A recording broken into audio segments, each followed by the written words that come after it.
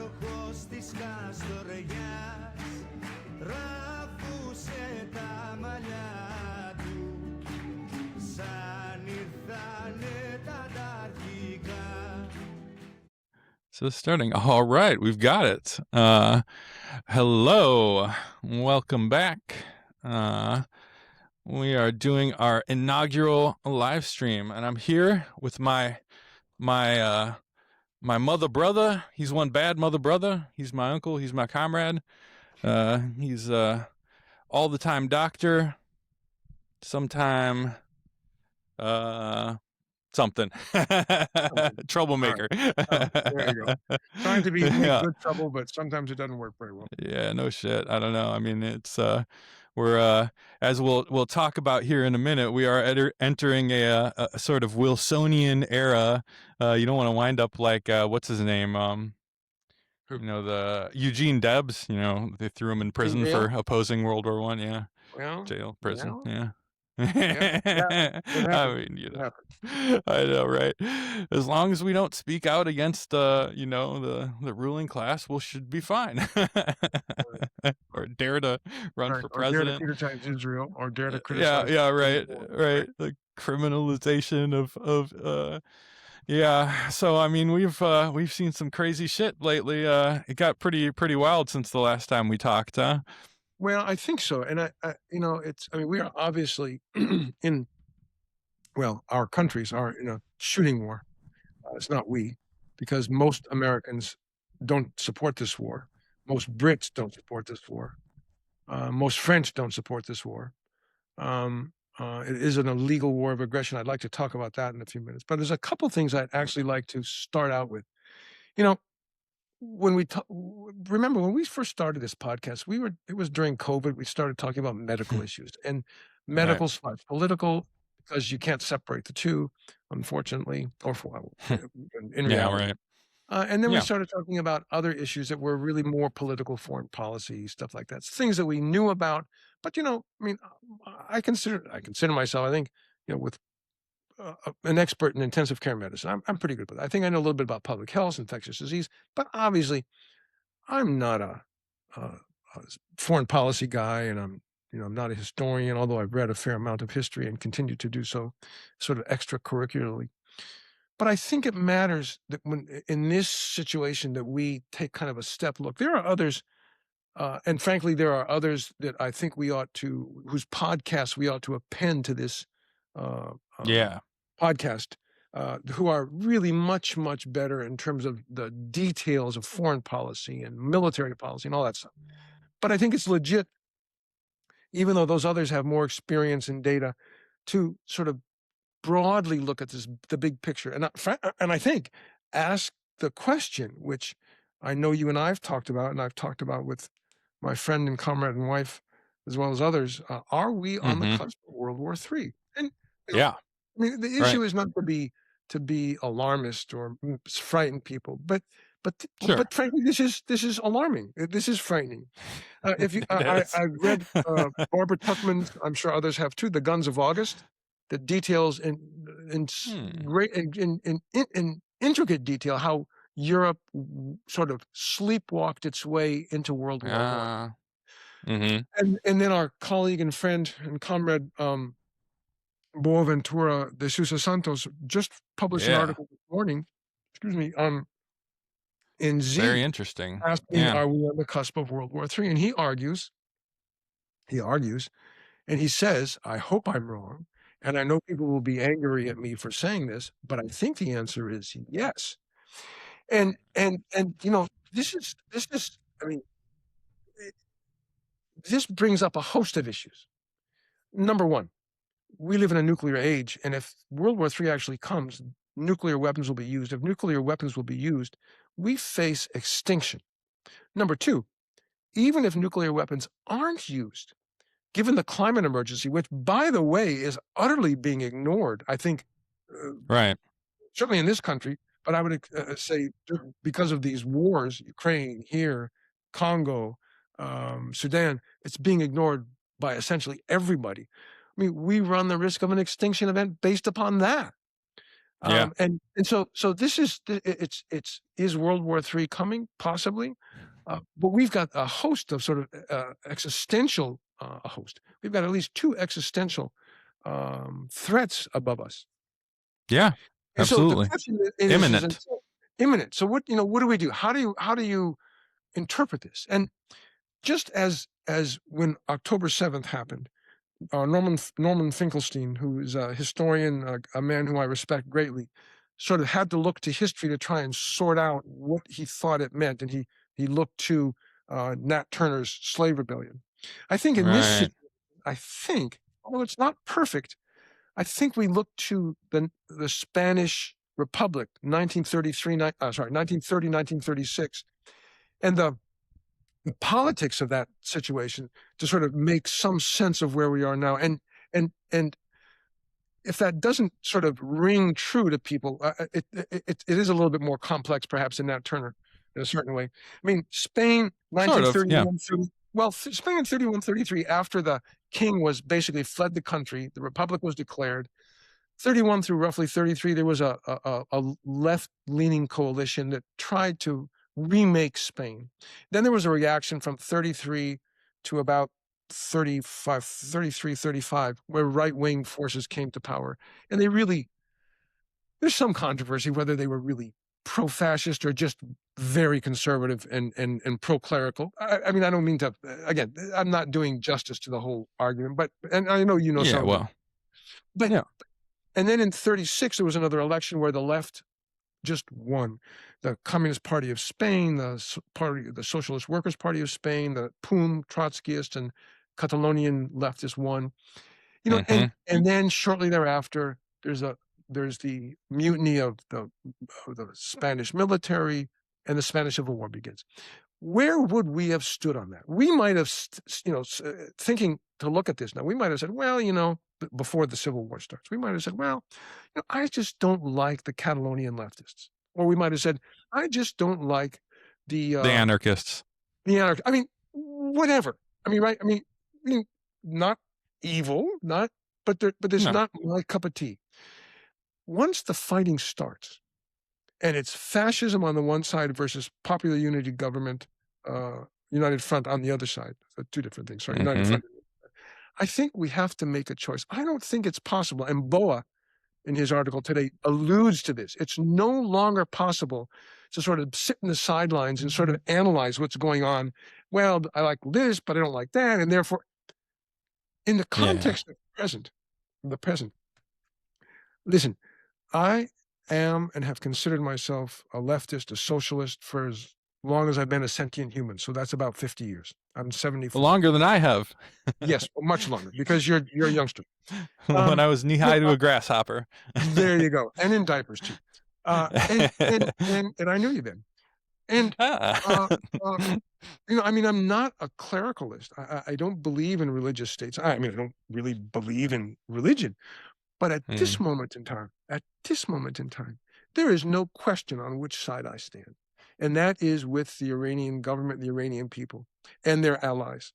It's, again, and it's not because, it's because one must make a decision on which side one stands. It is not the side of the UK, the EU, the United States, my government, sorry, or Israel, for sure. It's just not. It can't be.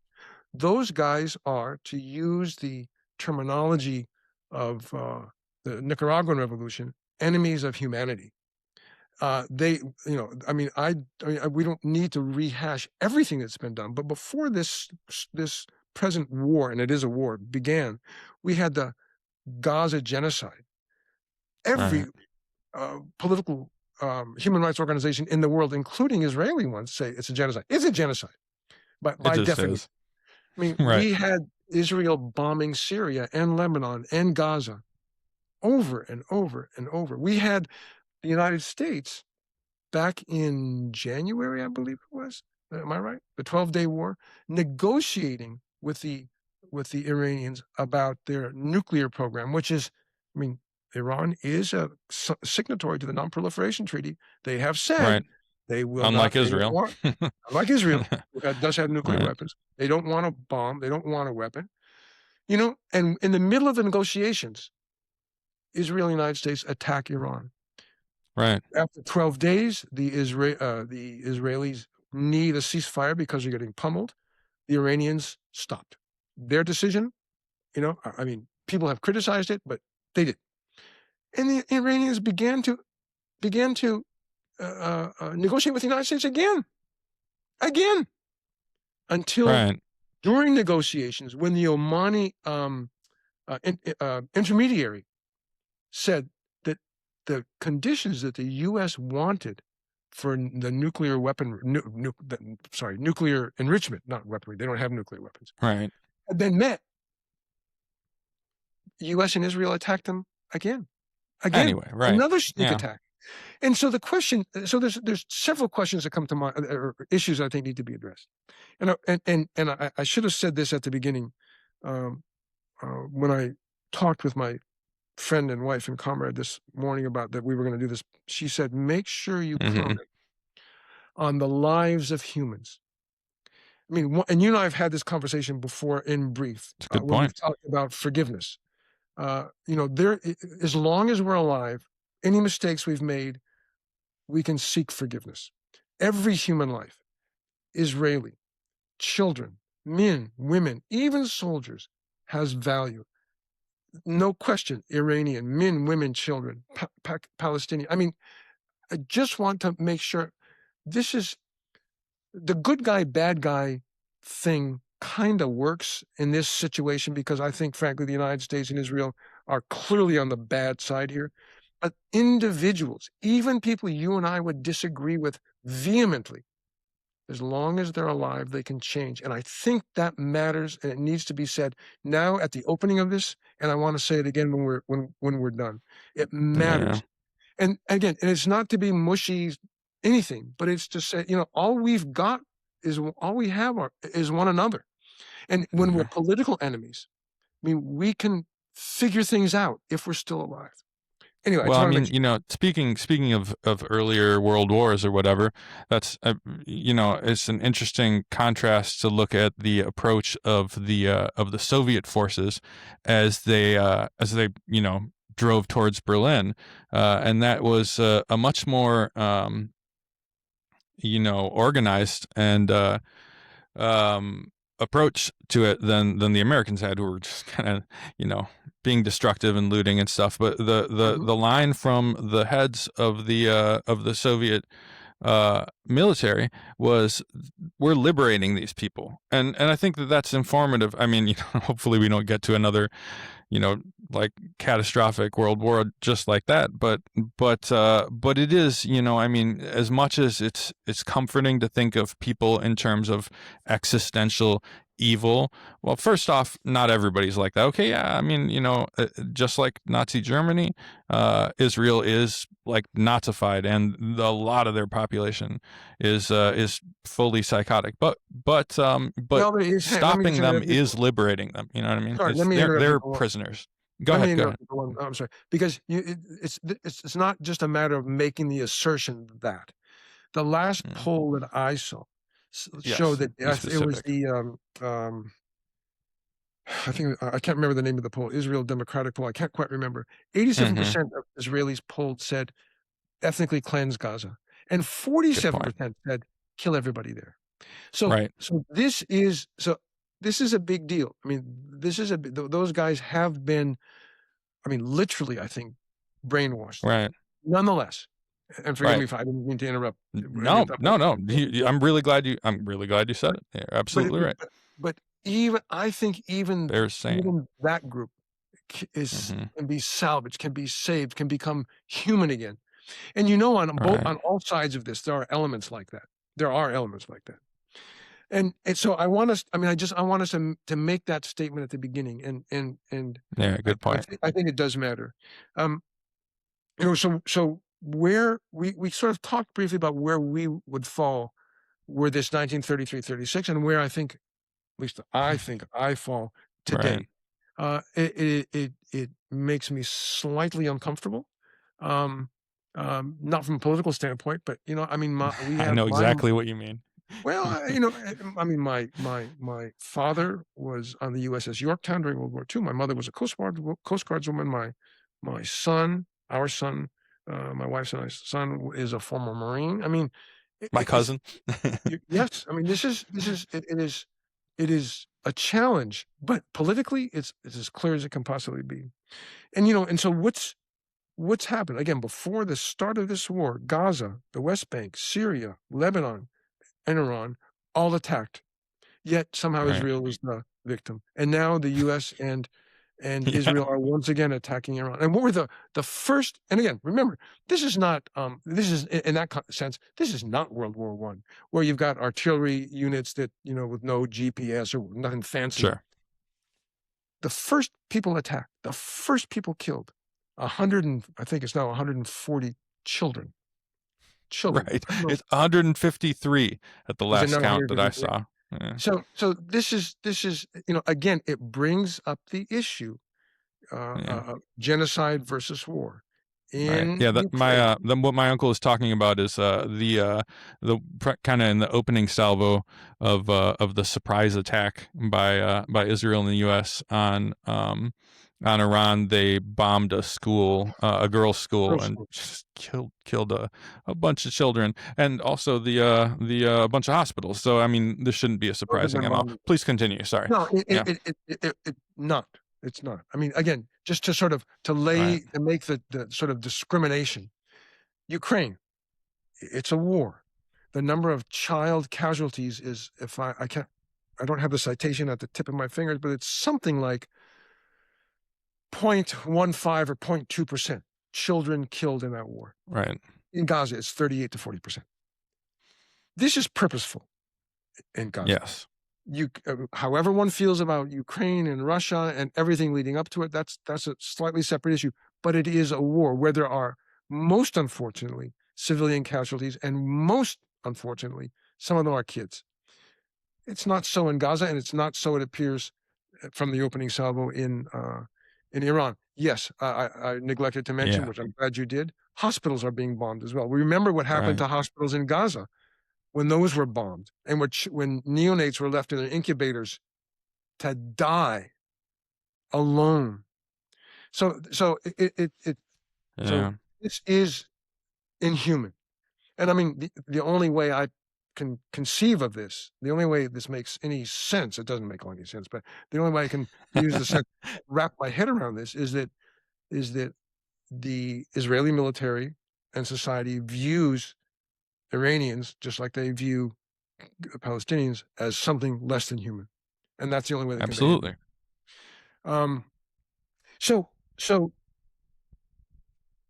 since the opening salvos, Iran has taken a number of actions, some of which have been criticized. They've bombed Kuwait and Bahrain and the UAE and Qatar, but they haven't just bombed. What they have done is they've bombed American bases there. And before all this started, the foreign ministry and Professor Mohammad Morandi, professor of comparative literature at University of Tehran, said, is he a complete guy? I didn't realize that. I think he's a complete guy. My mother is a was a complete professor. That's why we kind of. You may even know. Yeah. I don't know. But they said this is what will happen if you've got bases and those bases are used to attack us. Sorry. So either ask the Americans to leave, or if this actually happens, we're going to hit those bases. And they've hit those bases.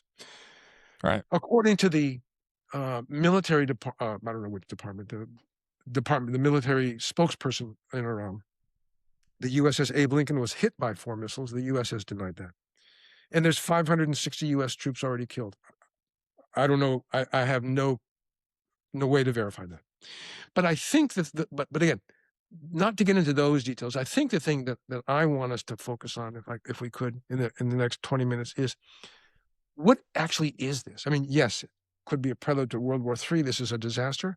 But what actually is this? And so what I did this morning, this appears to me to be an illegal war of aggression, just like the Iraq War, actually, just like the Vietnam War, an illegal Korean war of aggression.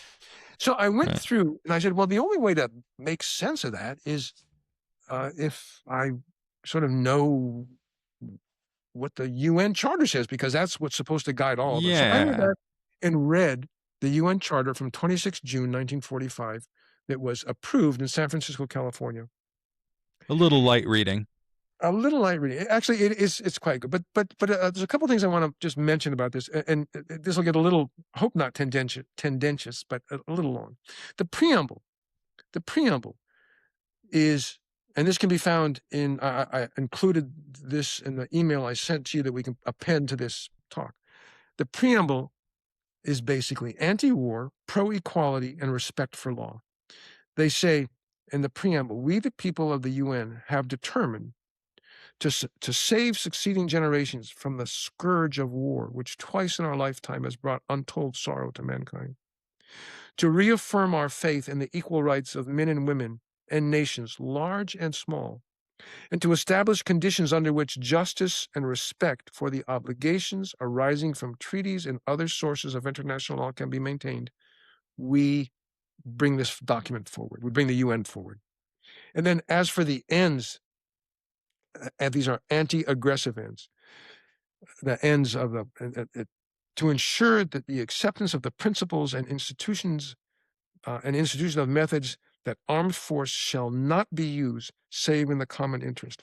So the opening words recognize the scourge of two major wars in the 20th century, the beginning of the 20th century, and the untold sorrow, the untold horror that those wars brought onto us. We need to do something differently. And then purposes and principles. Chapter 1, this is divided into multiple chapters. Article 1, that the purpose of the UN is to maintain international peace and security, take collective measures for prevention and removal of threats to peace, the suppression of acts of aggression, and in conformity with the principles of justice and international law, just settlements of international disputes or situations which might lead to the breach of the peace. Again, if there's a problem, we have to be able to solve it. That's Article 1.1. Article 2.4, this is quite important, all members shall refrain in their international relations from the threat or use of force against any state or in any other manner that's inconsistent with the purposes of the United Nations. Chapter 7, and I'm obviously jumping, talks about self-defense. Chapter 7, action with respect to threats to the peace, breaches of the peace, and acts of aggression. Self-defense, Article 51. Nothing in the Charter impairs the right of self-defense if an armed attack occurs against a member of the UN. Self-defense, not a war of aggression, self-defense. Measures taken by members in exercising the right of self-defense shall be immediately reported to the United Nations Security Council. And in fact, Iran has requested an emergency meeting of the Security Council. They're doing exactly this. Article 41, Article 41, I just talked about Article 51, I jumped backwards. That basically says that the UN, only the UN, can, in lieu of the use of force, impose sanctions.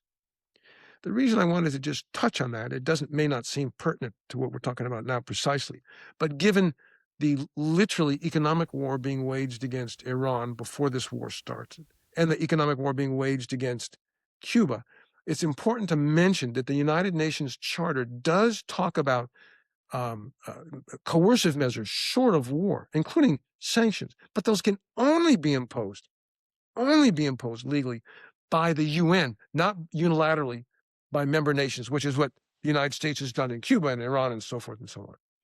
It's just an important point. There's other issues as well about self-governing territories, and the bottom line is that the UN picked up the mandated territories from the League of Nations, and they explicitly state that any decisions made have to be made in the interest of the inhabitants of those territories. Again, I'm not talking about Iran precisely, but we're talking now about Palestine.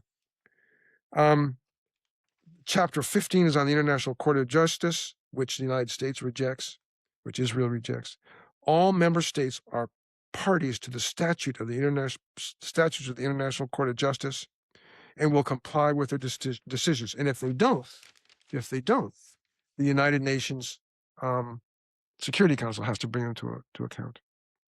And would also, in chapter 16, miscellaneous, in the event of a conflict between obligations that members of the United Nations are mandated to follow under the Charter of the United Nations, or obligations are mandated to follow under some other treaty that's not part of the UN Charter wins out.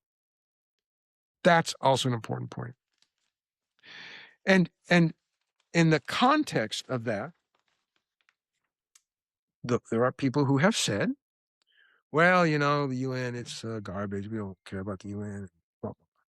But Article 6 of the Constitution of the United States, which is one hopes, the ultimate document in terms of our laws and what we're supposed to be doing, states that all treaties that are entered into and ratified, and we ratified this in 1945. It is a treaty that we ratified.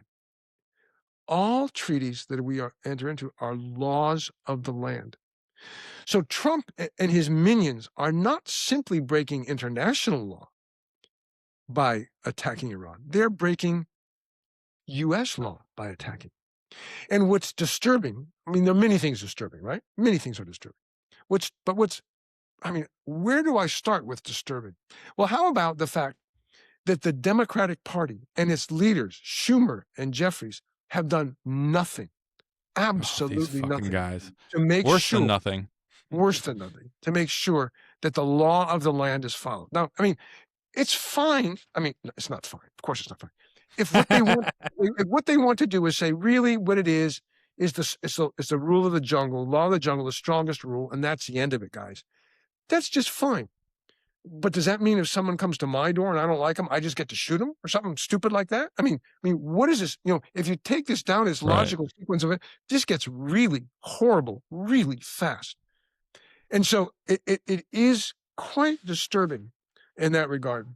And finally, at least from my standpoint, the United States, France, China, Britain, USSR were the original 5 signatories, the Treaty of 1943, and then the UN Charter. And the question is, do those signatories have any special duties, not just rights, but duties, because they were the co-conveners of the UN? That's not the right term, but something like that. And it turns out, I looked this up too, that they do. Their key responsibilities are to maintain peace and security through collective, not unilateral action, to refrain from the use of force or threats of the use of force, to fulfill obligations to the UN, including paying for the UN, to promote human rights, and to support UN actions. Well, those key responsibilities have been utterly ignored by the United States for a good while. And in this situation, because we're talking about this situation, they're being utterly ignored. And then there's special responsibilities in addition to key responsibilities that the original signatories, it's actually 5 plus 46. 51st one was Poland, but it was 50 plus Poland, 51. But they were the big 5. Their special responsibilities of the original signers were to formalize the UN structure, make sure it gets ratified in each country, make sure that the primary security roles, the 5 permanent members, get assumed. Make sure that trustee responsibilities for self-governance are followed. This, of course, was not done. And uphold the 1942 Declaration. The 1942 Declaration was simply that there won't be a separate peace with the Axis, with the Nazis or the Japanese. So we are in a situation today where, although it's a little hard to get the information, certainly if you listen to CNN, MS Now or whatever it's called, CBS, or any of the other sort of standard press, including the New York Times, Washington Post, it's hard to know what's going on. These are really propaganda rags, I'm just so sorry to say. Howard Fast, whose novels I've read with great enjoyment, was it The Story of Lola Gregg, I think it is, opens with a guy who thought he could make sense of the entire world if he only read every morning the New York Times from front to back.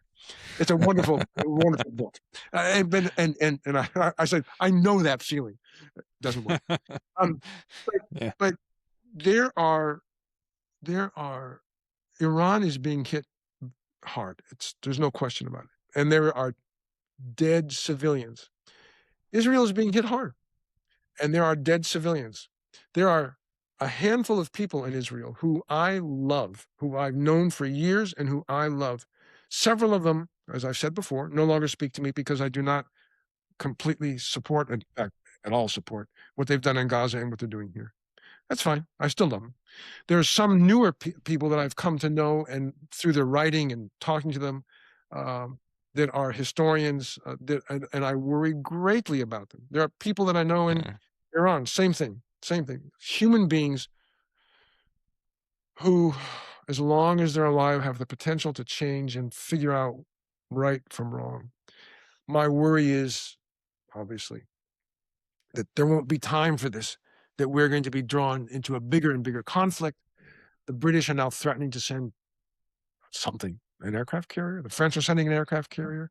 The Israelis appear to be being pummeled. I fear they will use a nuclear weapon. Once that's done, I think all bets are off. The only way this is solved is by the United Nations. Where is Antonio Guterres? Where is he? He is lost in space. He is nowhere. He has utterly. Tell me Boa's line on this, and I think Boa's line on this is there are 5. I don't have his paper in front of me, but there are 3 or 4 things we can do. One is to demand the resignation of Antonio Guterres because he has utterly failed. The second is boycott, divest, and sanction Israel. The third is third and fourth. I can't remember, but they'll be in the article we have. I think it may be we'll attach it to this. We'll attach it, but to demonstrate for Iran, just as we demonstrated for Gaza. That's number 3, and there's a 4th one that I can't remember right now. But I think that's what we can do as individuals, as a collective. It's Here I got it here. We might as well read it. Here it is. One. An international petition asking UN Secretary General Antonio Guterres to resign immediately in view of the high probability of war and the UN's inability to prevent it, or unwillingness. 2, take to the streets in defense of Cuba and Iran, as we did in defense of Palestine. 3, organize protest in front of the U.S. and Israeli embassies. He's talking, and EU representatives. He's writing from Portugal, so hence the embassies and stuff. But we could do the Israeli embassy. Anyway, 4, considering that the most repugnant, though not the weakest, link in the U.S., EU, Israel triad is Israel. Boycott Israel through the BDS movement. So, no, I mean, that we can do. And again, as we sit here tonight talking about this, there are missiles flying. My understanding, again, not a military guy. My understanding is that the U.S. has adequate munitions for a brief war. My understanding is that the United States has already asked Italy to go to Iran to say, should we talk about negotiations? And Iran has told them to eat shit and die. Interesting. Forgive my vulgarity. They were bamboozled once. They're not going to be fooled a second time. Israel is being pummeled, and they will, in return, attempt to pummel Iran. What seems to be happening with the attack on children and hospitals is what we have by Israel is what we've seen in Gaza. So we can expect more of that. I think what is the solution? I mean, there is a solution. It's a political solution. We've talked about this over and over and over. It was the solution of the Palestine Communist Party in 1947, made up, or 40. I think 47, 46, made up of both Jewish Palestinians and and Palestinian Arabs, which was a secular democratic state. There were people within the State Department of the United States who thought that was the best option. Zionism wouldn't do it. So the only solution, I think, is 2 people on one land, a democratic, secular state with equal rights for all. And there's going to be horrific truth and reconciliation committees that have to be had. And some kind of, and I hesitate to use the word because it has a bad connotation, but some kind of re-education. I don't know how you do it. I don't know how, and maybe it didn't happen at all. after World War II, how were Nazis, confirmed Nazis, who hated Jews, thought that they were just inferior and Slavs inferior, how were they re-educated to make them see, so that they could see the error of their ways? I mean, you can say, well, you can't do it, just kill them all. No, I mean, No. we don't want to do that That's stuff. not. But That's how not do you- what the. No, I mean, it's not. you know, if you're the U.S. and the Western powers, then you just hire them to suppress the communists. Well, yes. If you're, yeah, Yes. part of what got us here. Yeah, part of what's got it. But And, again, the yeah. term re-education, it's left a bad taste in many people's mouth. I don't know a better word exactly, but something, not humiliating. De-radicalization. I don't know. I mean, there's it's no. I mean, I think there's two parts to it. One is there's the whole line, no justice, no peace, or whatever. You can't have peace without justice. So I think part of it was after I really like the Soviet approach, actually. After they've liberated the camps and stuff, they hold fair trials in front of the victims, of the people that as the jury. The former concentration camp inmates were the jury, and they let some people off, some kind guards and stuff like that. There's but so then there's the period of justice, and then afterwards there is, I mean, what looks like is often held up as, oh, this horrible oppressive authoritarian approach of the East German Republic. And that is, there's, like you said, it's re-education. You have to denazify. You can't just, they're not just going to settle down and stop being Nazis. But for the vast majority of people, although of course there was a lot of people that were just kind of going along to get along. There's always that. And there's some people that were partisans and happy to be liberated, but so there is a way. In other words, my point is, when we talk about the day after, even if we're at the day before, or maybe we're the day of, who knows? I think we're the day of now. Yeah. Maybe the day of now. Yeah. It's that, I think that is, I mean, you get justice, and then you have to ideologically re-educate people.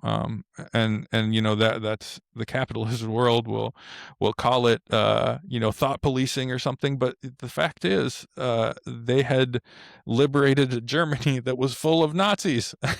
And and that takes some undoing. Did they do it perfectly? Probably not. And it's impossible to do things, especially for the first time, perfectly. So whatever. But that's why this whole mystery. Right. But that's how, I mean, but in some sense, in some way, that's the vision, at least that I have, of how we make this work. Because I mean, there's just so much to be said. I mean, about all this. Yeah. Where I mean, for all the faults that Iran has, it stood beside the Palestinian people and stands beside the Palestinians. Right. That matters. Right. That matters. The Yemenis as well. That matters. I mean, the Hezbollah, which is not a country, it's just a political party. It has significant power in Lebanon, but that matters.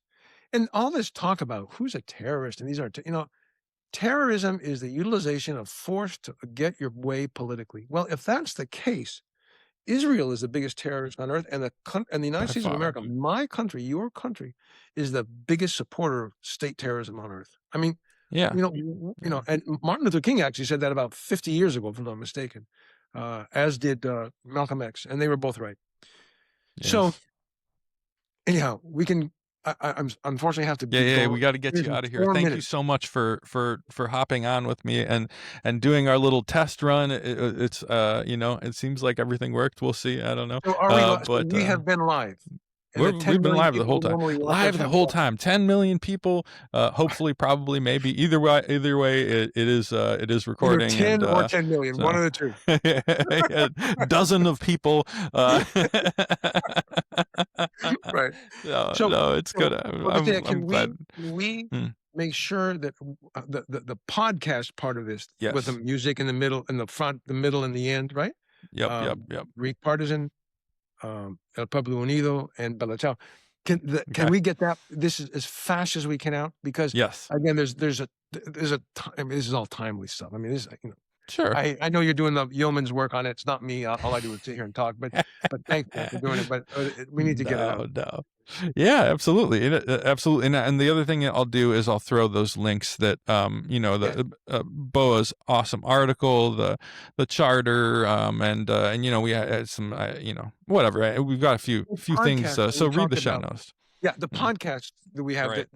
These are. I mean, and just for people who are listening, I mean, you look at that list of podcasts we include, and you go, "Holy sweet Jesus! How did these guys? They call themselves leftists, but they're listening to Judge Napolitano." I mean, there are things where we would disagree with the good judge on, but you know what? Yeah.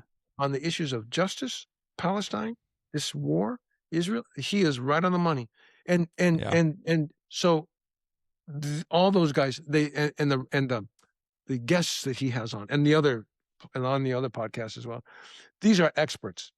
They've got more fine detail. Jeff Sachs is on a bunch of them. I mean, Jeff Sachs is just an interesting and amazingly thoughtful guy. There's a bunch of them. Yeah, Scott there's some good stuff. Yeah. Yeah. Give it. I mean, I'd say just give it a listen because, frankly, I don't know. It's good for the mind to well, and look, as Mao, I mean, these are people who approach things at least with a modicum of common sense. We might not agree about absolutely everything, just like I don't agree with. I'll stop myself there. I don't agree with a lot of,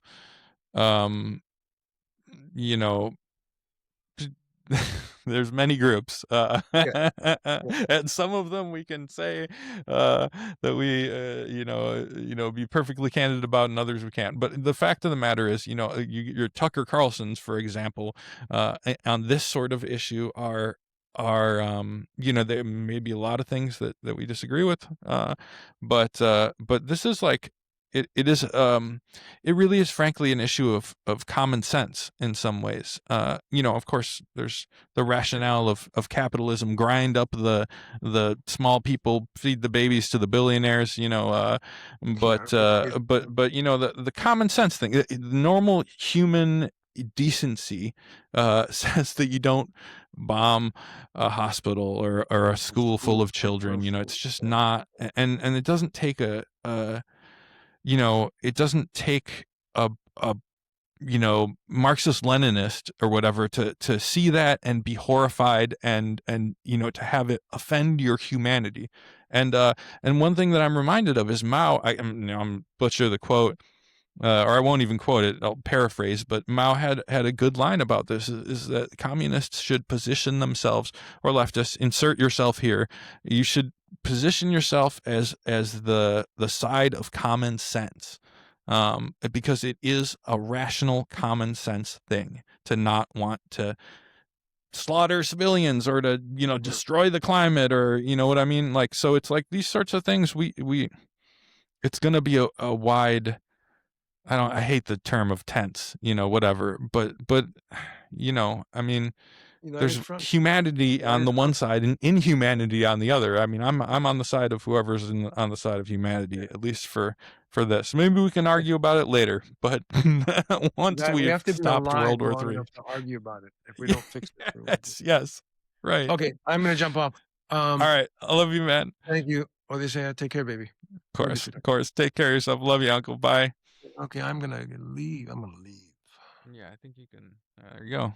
All right, guys. So that's that. I'll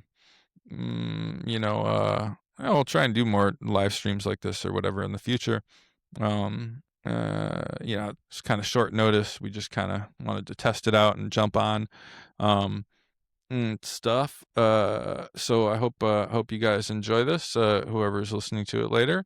And thank you for listening. Hang in there. It is crazy making this situation and kind of where we found ourselves. I think there's a lot of parallels to the last two world wars. Trump is very, very much like Woodrow Wilson, and then you've got this other, which reminds us of World War I and this world planet hurtling towards insanity. and monstrous inhumanity. And then you got your World War II portion, which is truly like, I'm reminded of how the Soviets had to kind of, I mean, you look at China, right? Like, and I think for a lot of us, China and Russia, we see them and we're like, do something, just step in. They're going to come for you next. Don't be split off piecemeal. But the fact of the matter is, I mean, like, for example, during World War II, the Soviets knew that they were not in a position yet to confront the confrontation, the Nazis, the confrontation that was like coming, that was right around the corner. And so they, pulled back and tried to rapidly industrialize and build up capacity, for that confrontation. And I think that you have to look at, the actions of China, who has always been very supportive of Palestine. I mean, going right back to the beginning, with Mao. I mean, the beginning of the communist period. Very forcefully advocating for Palestinian humanity. And anyway, so you kind of like that decision with the whatever the approving this board of peace, or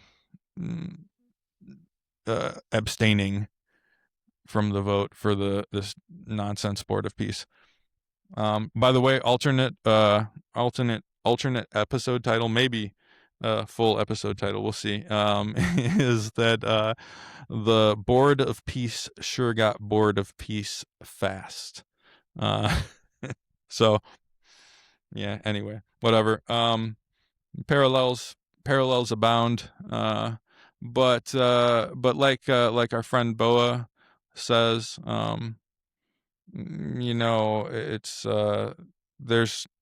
it's not like all hope is lost. There is things to do, and we might as well do them. We got to do them. It's the right thing to do. And when you do them, we will be standing right there, shoulder to shoulder with you, comrades, because we love you and we appreciate you, and you're awesome.